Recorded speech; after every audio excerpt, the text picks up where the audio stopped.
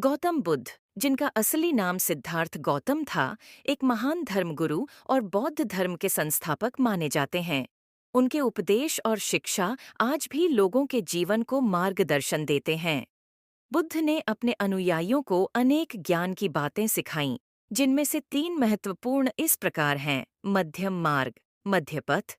बुद्ध ने अत्यधिक आत्मसंयम और अत्यधिक सुख सुविधा दोनों को त्यागने की बात कही।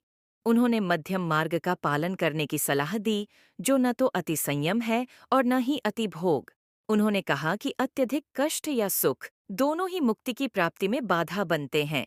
मध्यम मार्ग का अनुसरण करने से व्यक्ति आंतरिक शांति और समृद्धि प्राप्त कर सकता है।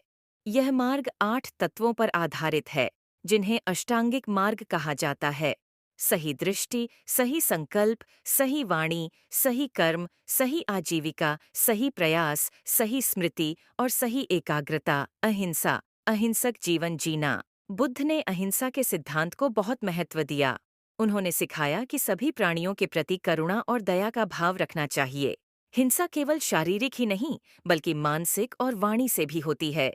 अहिंसा का पालन करते हुए व्यक्ति को किसी भी प्रकार की हानि या पीड़ा पहुंचाने से बचना चाहिए।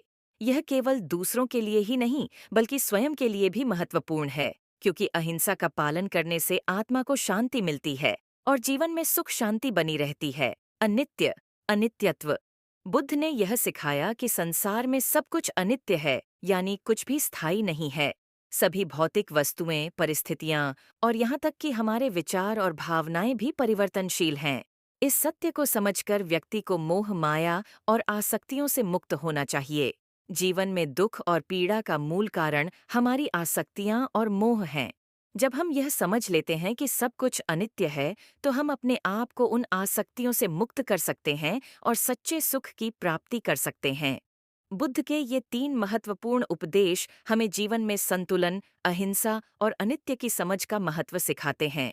ये सिद्धांत न केवल हमारे व्यक्तिगत जीवन में शांति और संतुष्टि ला सकते हैं, बल्कि समाज में भी एक सकारात्मक परिवर्तन ला सकते हैं।